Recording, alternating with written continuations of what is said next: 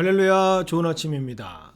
진정한 신앙인이 되기 위해 필수적으로 필요한 것이 있습니다. 그것은 바로 예수님을 인격적으로 만나는 경험이죠.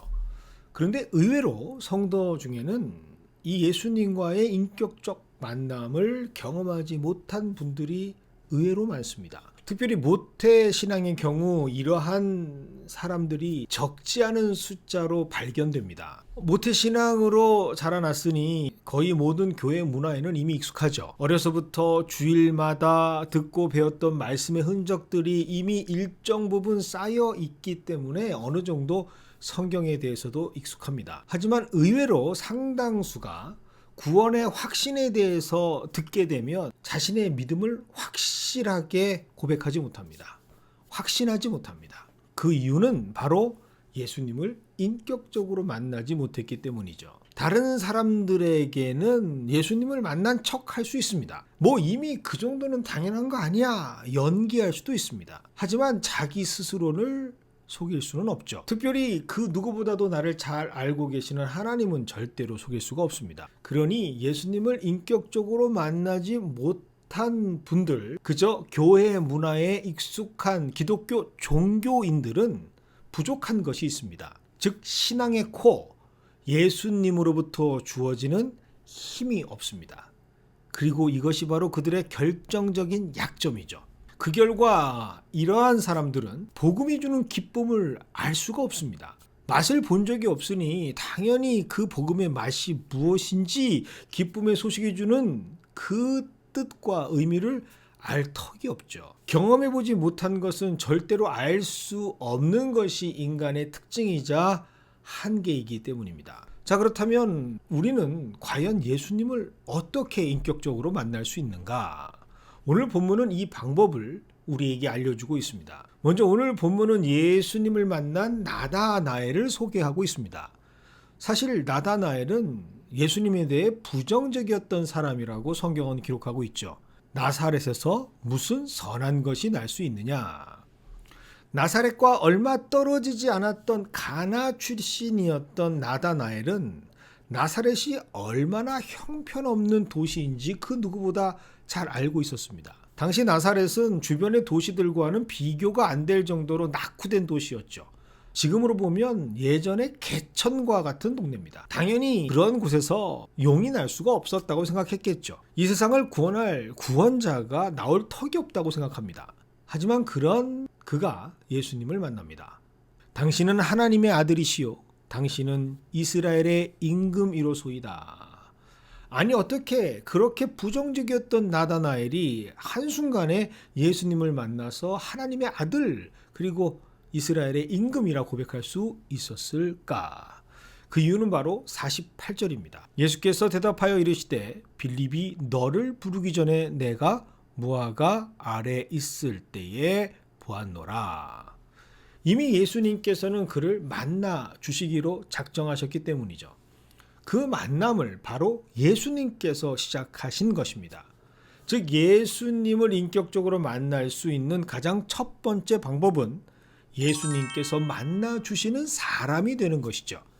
그렇다면 오늘 우리는 본문에서 예수님께서 만나 주시는 사람이 되는 방법을 발견해야 합니다. 그 힌트가 바로 47절의 말씀이죠. 이는 참으로 이스라엘 사람이라 그 속에 간사한 것이 없도다. 먼저 그 속에 참으로 간사한 사람이 없는 사람이 될 때 예수님께서는 만나 주십니다. 예수님께서는 나다나엘의 깊은 내면을 들여다보시고 이렇게 평가하십니다. 특별히 오늘 말씀에 참으로라고 하는 표현은 예수님께서 보증하신다라는 뜻입니다. 확실하다는 의미로 말씀하시죠. 즉 이렇게 말씀하신 예수님께서 그를 보증해 주신다라는 의미입니다. 과연 그의 내면의 상태가 어떤 상태였길래 예수님께서 보증이 되어 주시는 것일까? 그것은 바로 간사함, 즉 어떻게든 자신을 위해 살아가려고 하는 자기 중심적 이기적 성품을 그에게서는 찾아볼 수 없었다라는 뜻이 됩니다. 사람은 누구나 자신을 위해 살고자 하는 이기적 존재죠. 하지만 그럼에도 불구하고 나다나엘은 끊임없이 그 본성보다는 하나님의 뜻이 무엇인지, 타인을 위한 삶은 무엇인지 그것을 갈망하고 그것을 위해 노력했던 사람이었음을 예수님께서는 이미 알고 계셨던 것이죠. 이것이 잘 드러난 본문이 바로 오늘 말씀 48절에 빌립이 나다나엘을 부르기 전에 그가 무화과 나무 아래에 있었다라고 하는 예수님의 말씀입니다. 과연 무화과 나무 아래에 있었다라는 뜻은 어떤 의미일까? 당시 성전과 회당은 더 이상 하나님께서 계시는 경건한 곳이 아니었습니다. 이미 자신들의 이익을 위해서 온갖 이권과 청탁, 권모술수가 판치는 곳으로 레위인들과 제사장 그리고 이들에게 기생하던 자들의 집합처가 바로 성전과 회당이었죠. 그래서 요한복음을 보면 예수님께서 가장 먼저 하신 일들 중에 하나가 바로 성전을 깨끗하게 정화하셨던 일입니다.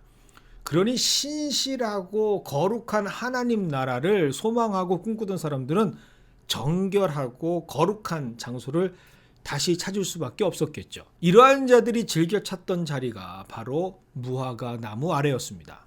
그리고 그곳에서 그들은 진정한 하나님의 뜻이 무엇인지 깨닫기 위해서 주의 말씀을 묵상했고 그것에 집중했고 그리고 끊임없이 기도했습니다. 예수님께서는 이런 그의 마음, 무화과 나무 아래서 간절히 하나님의 뜻을 구하던 나다나엘을 이미 알고 계셨던 것이죠. 그러니 나다나엘이 간절히 하나님을 향해 묵상하고 소망했던 것을 아신다, 이미 아신다라는 의미로 48절의 말씀을 통해서 내가 빌립이 너를 부르기 전에 이미 너의 모습을 알고 있었다라고 말씀하신 것이죠. 즉 예수님을 인격적으로 만날 수 있는 사람은 누군가? 나다나엘처럼 그 속사람이 바라는 것이 자신을 위한 이기적 목적이 없는 순수한 하나님의 뜻을 구하는 사람이고 동시에 이를 위해서 계속해서 끊임없이 하나님의 뜻을 알기 위해 하나님의 말씀을 사모하면서 그것을 깨닫기를 즐거워하면서 경건하고 정결한 곳에서 하나님께 기도하는 사람입니다. 이런 사람이 될 때 예수님께서는 반드시 만나 주십니다. 우리는 지금 예수님께서 오심을 기뻐하며 기다리는 대강절을 지키고 있습니다. 그리고 오늘 이 귀한 대강절의 절기에 하나님께서는 예수님을 인격적으로 만날 수 있는 방법의 메시지, 말씀을 우리에게 선포하신 것이죠. 혹시라도 아직까지 예수님을 인격적으로 만나지 못한 분들이 있다면 오늘 이 말씀을 꼭 기억하시기를 원합니다. 그리고 이 말씀에 등장했던 나다나엘의 모습을 꼭 붙잡으시기를 원합니다. 그 모습이 다름 아닌 자신의 모습이 될 때 우리는 성탄절에 오시는 예수 그리스도가 바로 나를 만나주시는, 인격적으로 만나주시는 선물로 우리는 맞이할 수 있기 때문이죠. 그렇다면 오는 성탄은 우리에게 평생 잊지 못할 성탄이 될 줄 믿습니다. 바로 이 세상에서 가장 멋진 선물, 예수 그리스도를 만날 수 있는 귀한 성탄을 기다리는 대강절이 되시기를 주님의 이름으로 축원드립니다.